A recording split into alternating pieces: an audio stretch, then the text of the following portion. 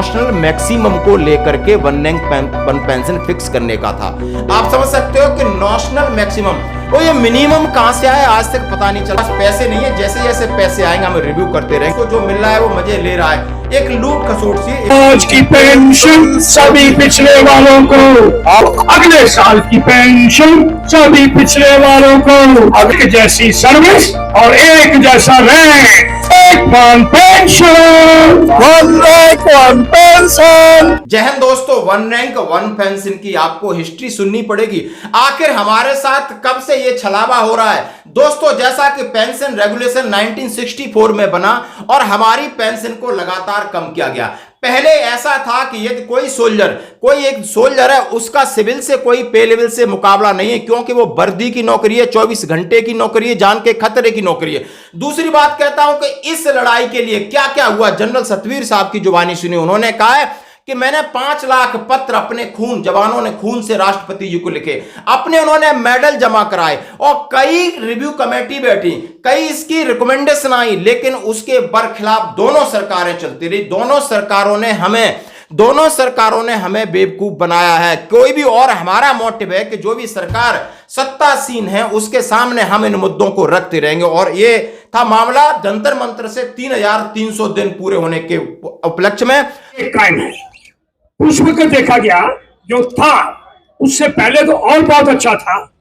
1964 में जो हमारी पेंशनें थी और सिविल सर्वेंट की जो पेंशनें थी, हमारी पेंशनें 2.5 गुना ज्यादा थी, 2.4 times, 2.4 more than the civil servants. 1964 में ये जो सर्विस रेगुलेशन बने, चीफ ऑफ आर्मी स्टाफ से लेकर सिपाही तक ये हाजिर है, आज भी है।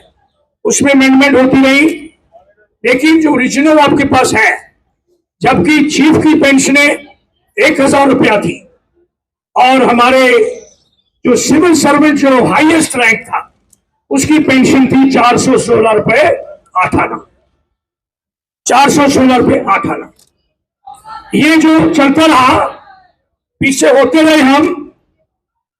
3rd पे कमीशन में डाउन किया, 4th में और डाउन कर दिया, 5th में और पीछे ले गए, जब 6th पे कमीशन की रिपोर्ट आई 2008 में। जनरल सतवीर साहब ने इसके बारे में एक ब्रीफ हिस्ट्री की, आप आराम से सुनना। 30-32 मिनट में उन्होंने कहा है।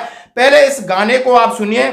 आज की पेंशन सभी पिछले वालों की पेंशन, आगे की पेंशन सभी पिछले वालों की पेंशन, और जब रैंक एक है, सर्विस एक है, तो वन रैंक वन पेंशन। बोला ये मेरा गाना था, ये हमारा लोगो था, ये हमारा नारा था। और इसके ऊपर क्या क्या हुआ उन्होंने बताया कि जैसे ही 1964 में पेंशन रेगुलेशन बनता है, उस समय पर जो हमारे लोग थे, चाहे सिपाही से जनरल लगाकर, सिविल के पे लेवल के हिसाब से 2.46 गुना हमारी ज्यादा थी, क्योंकि हमारी 24 घंटे की नौकरी, क्योंकि हमको अलग देखा जाता था। और जैसे जैसे उन्होंने कहा कि पे commission 3rd, 4th, 5th, 6th आया और उन्होंने हमें बराबर कर दिया, बिल्कुल कर दिया। उन्होंने ये नहीं छोड़ा कि ये लोग शहीद होते हैं, इनकी 24 घंटे की नौकरी है, ये स्ट्रेस की नौकरी है, लेकिन नहीं, उन्होंने सिविल और फौज को एक जैसा किया। उसके बाद उन्होंने कहा कि जैसा कि हम सभी जानते हैं कि सेना के अंदर जो रैंक स्ट्रक्चर है, लगभग जेसीओ एनसीओ ये सब गांव से आते हैं। 80 से 95% लोग गांव से आते हैं। अधिकारी हैं 4 से 5% होते हैं, जेसीओ एनसीओ 13 से 15% होते हैं, बाकी एनसीओ और जवान होते हैं जो पूरे गांव की पृष्ठभूमि से आते हैं। और दोस्तों उन्होंने कहा यह आंदोलन हमने 2008 में हमने इसकी शुरुआत की थी इंडिया गेट से। वहां पर एक सूबेदार मेजर का बच्चा था, इंडिया टीवी में उसने लाइव दिखाया था। और उसके बाद एक सरकार पर दबाव डाला तो 7 सचिव सेक्रेटरीज को उसमें शामिल किया गया कि आखिर वन रैंक वन पेंशन की स्टडी करो और रिपोर्ट भेजो। और जब 7 सेक्रेटरी से बात की गई कि इसमें सेना का कोई एक अधिकारी जनरल या किसी को शामिल करो, नहीं, तो सचिवों ने जो रिकमेंडेशन थी उसमें उन्होंने कहा है लगभग 2207 करोड़ रुपए इतना मिल जाएगा तो ये सब बराबर हो जाएगी। और उसके बाद मामला जाता है संसद में, और संसद में जब प्रधानमंत्री थे मनमोहन सिंह और विपक्ष के नेता थे एल के अडवाणी जी।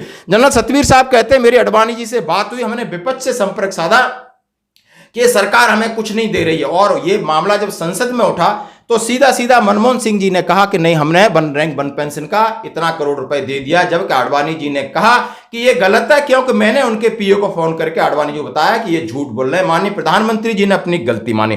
लेकिन दुर्भाग्य बस जब वन रैंक वन पेंशन की बात आती, कुशयारी रिपोर्ट गठन हुई, तमाम चीजें सामने आई और हमने मेडल भी दिए, खून से अपने पत्र भी लिखे, लेकिन एक बड़ी चीज उन्होंने कहा है कि एक पॉलिसी बनती है 17 जनवरी 2013 को, उसमें नेशनल मैक्सिमम को लेकर के one rank one pension fix करने का था।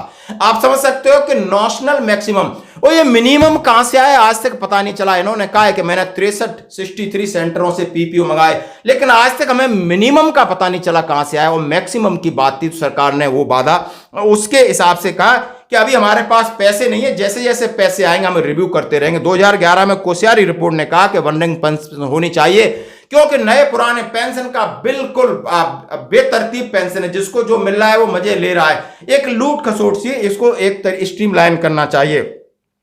17 फरवरी 2024 को एक नई और पॉलिसी बनती है और 17 फरवरी 2014 को बनती है और मनमोहन सिंह की सरकार का अंतिम समय था। उन्होंने रिकमेंडेशन कर दी कि जैसा आपने कहा हम वैसी पेंशन देंगे, लेकिन दुर्भाग्यवश वो सरकार आके दूसरी मोदी जी की सरकार आ गई। वो इनसे हम पहले मिल चुके थे, इन्होंने वादा किया और अपने हिसाब से वन रैंक वन पेंशन देने लगे।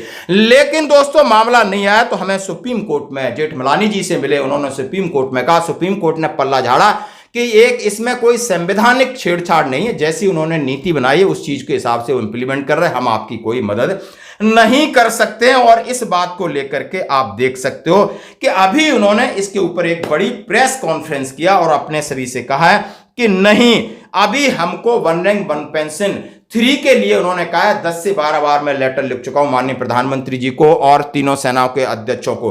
उसके बारे में उन्होंने कहा अभी तक कोई नोटिफिकेशन जारी नहीं हुआ। अभी मेरे जो वकील हैं उनसे बात हुई है, वो 5 से 7 जुलाई से सुप्रीम कोर्ट जैसे ही खुलेगा हम इसको कंटेम्प्ट ऑफ कोर्ट का मामला लगाएंगे, OROP 3 इसको लागू करवाएंगे और हम वन रैंक वन पेंशन की जो सही डेफिनेशन है, यानी हमें मैक्सिमम मिलना चाहिए, इसके लिए हमारा जंतर मंतर पर इसी तरीके का धरना आगे जारी रहेगा। और उन्होंने अग्निपथ को लेकर कहा, जनरल नरवाने साहब का भी जिक्र किया कि नहीं ये मनमानी थी, न ये सेना के लिए सही है, न देश के लिए सही है, न युवाओं के लिए सही है। और सरकार ने, आपने देखा होगा कि राष्ट्रपति के अभिभाषण के अंदर भी 10 साल उनका जो अचीवमेंट है दिखाया, उसमें अग्निपथ योजना का कहीं नाम नहीं लिया। आखिर क्यों नहीं लिया? आपकी क्या राय है, जरा इस वीडियो को सुनिए। धन्यवाद। फरवरी में जो कि 2006 से लागू थी, तो हमने देखा कि उन्होंने बराबर कर दिया 1:1।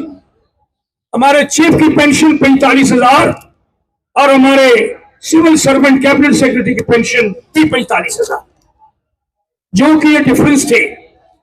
तो उसको मद्देनजर रखते हुए आप सब जो सैनिक, हमारा बहुत दिल था, हम अपने सभी सर्विस कर वापस जाते थे अपने गांव में। 80% जो भर्ती है वो गांव से होती है। और इसी तरह जो हमारा जो डिफरेंस रैंक स्ट्रक्चर है उसमें 80% हमारे जवान हवलदार तक हैं, तकरीबन 13 से 15% जेसीओ साहबान हैं, ओनली 4% के करीब हमारे ऑफिसर साहबान हैं। तो ये स्ट्रक्चर है और इसी प्रोपोर्शनेट से हमारे जो गांव से आने वाले हमारे जवान जेसीओ ऑफिसर्स ये उसी प्रोपोर्शनेट में है। तो साथियों, ये जो सोच आई, तो एक जगह हम पूरे देश में बैठे लोगों से बातचीत करी, तो ये पीसफुल आंदोलन 27 अप्रैल 2008 को सुबह 9 बजे इंडिया गेट से शुरू हुआ। उस वक्त हमारे सुबह मेजर साहब हैं, उनका बेटा NDTV में था, उसने लाइव कवर किया। उस वक्त पार्लियामेंट सेशन चल रहा था, तो हम दो जनरल साहब, मैं और मेरे पहला बैटरी कमांडर मेजर जनरल सूरमा, हम दोनों इंडिया गेट गए। तब तक उन्होंने हमें अलाउ करा था कि हम इंडिया गेट पे कर सकते हैं अपना रैली, लेकिन एक दिन पहले joint secretary ministry of defence से मुझे रिंग करके बोला कि आप वो नहीं वहां कर सकते, आप या गुड़गांव में कर लो या नोएडा में कर लो। तो साथियों, हमने कहा ठीक है, हम श्रद्धांजलि तो दे सकते हैं, तो श्रद्धांजलि देकर इंडिया गेट पे अमर जवान ज्योति पे हमने उस भगवान का नाम लेकर इस पीसफुल आंदोलन को शुरू किया। तो उसके बाद ये जारी रहा पूरे देश में, और हमारे सैनिक जो बाहर थे पहले, साथियों ये चलता रहा। पहली बार 2009 में, आज मैं उन सब साथियों के लिए दोहराना चाहता हूं कि आज के दिन जहां मैं सुनता हूं उसका बिल्कुल ही उल्टा इंफॉर्मेशन चल रहा है। वो ग्राउंड पे लोग शायद समझ रहे हैं कि हम किसी देश की सरकार के अगेंस्ट बोल रहे हैं, या हम कुछ एक पार्टी या वो पार्टी के बारे में बोल रहे हैं। नहीं मेरे साथियों, नहीं। सरकारें हमेशा आती जाती रहेंगी, और अगर हमारे साथ इंसाफ नहीं है तो जो भी सरकार होगी हम उसके प्रति अपना जो आंदोलन है वो जरूर जारी करेंगे, और जो गलतियां हैं वो सरकार को बताएंगे, जिस सरकार ने भी नहीं करी। तो साथियों इसको मद्देनजर रखते हुए ये चलता रहा, हमको वायदा होते रहे। 2009 में एक कमेटी सरकार ने बिठा दी, उस वक्त दूसरी सरकार थी, और उस कमेटी ऑफ सेक्रेटरीज ने, हमारे चीफों ने बहुत रिक्वेस्ट करी कि उस कमेटी में फौज का भी मेंबर लो, तो सरकार ने मेंबर नहीं रखा। वो 7 सेक्रेटरीज थे, उन्होंने ये एक कमेटी बिठा दी, 1 रैंक 1 पेंशन, और हमें बुला के पूछते हैं कि 1 रैंक 1 पेंशन क्या मांग रहे हो। मैंने उसमें रिप्रेजेंट किया। साथियों पहली बार किसी को कुछ पता ही नहीं था, बाहर वालों को और कुछ हमारे लोगों को भी, कि ये क्या मांग रहे हैं हम, क्या है क्या। तो जो बाद में 2015 के बाद वहां से हम एक छोटी सी कविता बना दी थी, जो उसका पहला वर्ड अभी सुदेश ने बोला, तो वो वही 1 रैंक 1 पेंशन था जो हमने उस परिभाषा को बताया। वो क्या था? आज की पेंशन सभी पिछड़े वालों को, आज की पेंशन सभी पिछड़े वालों को, अगले साल की पेंशन सभी पिछड़े वालों को, अगले साल की पेंशन सभी पिछड़े वालों को, एक जैसी सर्विस और एक जैसा रैंक, एक जैसी सर्विस और एक जैसा rank, 1 rank 1 pension, 1 rank 1 pension, 1 rank 1 pension, 1 rank 1 pension. ये थी परिभाषा। साटा ये हमने सब गांव गांव में पहुंचा दिया कि 1 रैंक 1 पेंशन क्या है। वो उनको किसी को पता ही नहीं था क्या मांग रहे हैं, क्या बात है। तो एक दादा, एक बेटा और एक पोता, तीनों ने फौज में सर्विस करी। रुको, फौज में सर्विस करी, तीनों ने 24 साल सर्विस करी, तीनों हवलदार बन गए, तीनों हवलदार रिटायर हुए।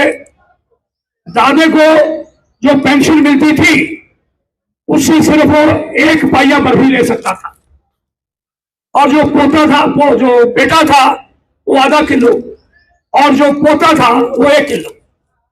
अरे कोई दिवाली का दिन है तो दादा बेचारे को सारे मिलने के लिए आए, तो उसके पास तो पाइया ही था, और बेटे के पास आधा किलो और पोते के पास 1 किलो। तो ये नहीं हो सकता।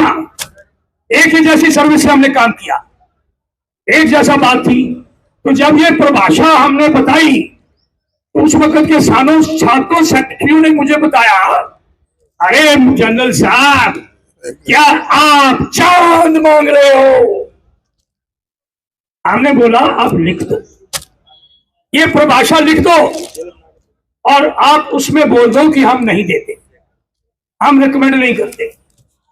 उन्होंने हमारी परिभाषा पहली बार 30 जून 2009 को एक रिपोर्ट तैयार करी, report of secretaries on 1 rank 1 pension.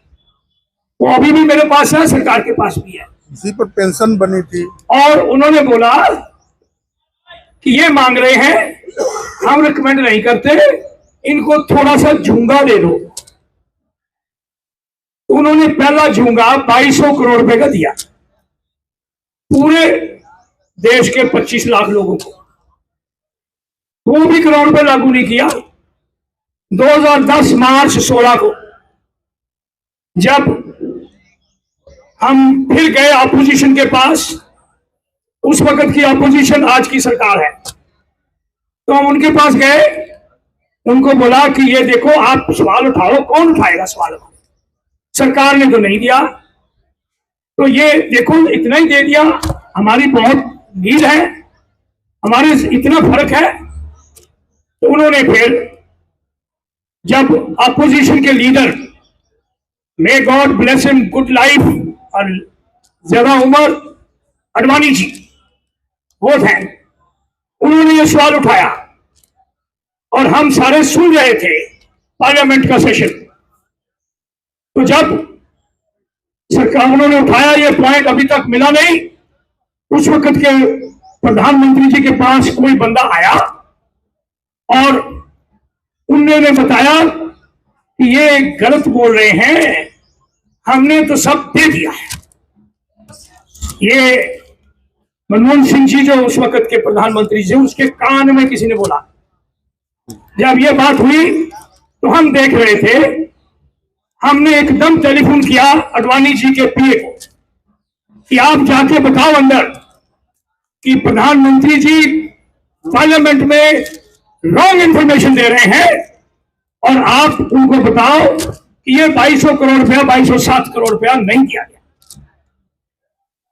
Advani ji खड़े हुए कि प्रधानमंत्री जी अभी जो आपने बोला कि आप गलत इंफॉर्मेशन दे रहे हो, मुझे अभी भी टेलीफोन आया है, जिनको ये लागू होना है उन्होंने बताया है, पहली बार आपके इस भाई का नाम पार्लियामेंट में लिया गया। मेजर जनरल सुखबीर सिंह जो वाइस चेयरमैन है संसद के, इस संस्था के, उस टाइम पे, तो उन्होंने बताया है कि ये नहीं मिला।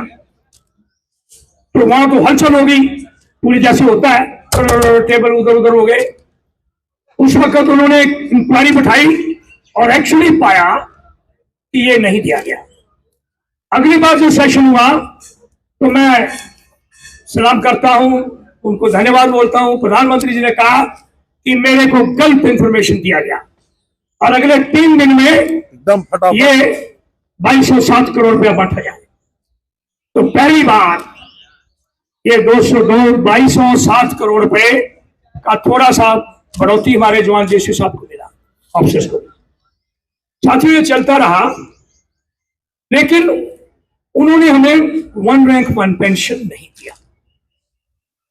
फिर 2012 में जब हमारी पकड़ थोड़ी ज्यादा तेज हो गई और पूरे देश में हम ये अपनी मूवमेंट को तेज कर दिया, और जो हम कह रहे थे उस वक्त एक्चुअली हर जिले में हो रहा था, तो 2012 में एक और कमेटी बनाई, मेडल जमा किया, खून से लिया। उसके पहले 2009 में हमने अपने 22,000 मेडल राष्ट्रपति जी को जमा कर दिया, और 5 लाख सिग्नेचर इन ब्लड, खून में अपने सिग्नेचर करके राष्ट्रपति जी को दिए कि राष्ट्रपति जी आप हमारे फौजों के कमांडर हैं, आप ये जो 1 रैंक 1 पेंशन नहीं दे रहे, आप इसको लागू करवाओ।